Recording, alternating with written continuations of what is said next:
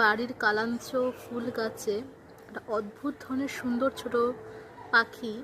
আমার মনে হয় দুটো একই জাতের, নীলটা হতে পারে মেল আর ওই হালকা হলদেটে কালারটা হতো ফিমেল, কিন্তু এরা একই জাতের। খুবই সুন্দর নাম, ঠিক আমি নাম জানি না এদের, কিন্তু এরা কালাঞ্চ ফুলের মধু খেতে প্রত্যেক দিন ঠিক একই সময় দুপুরে এরা দুজনে আসে। অনেকটা টুনটুনি পাখির মতো ছোট, মানে এদের সাইজ,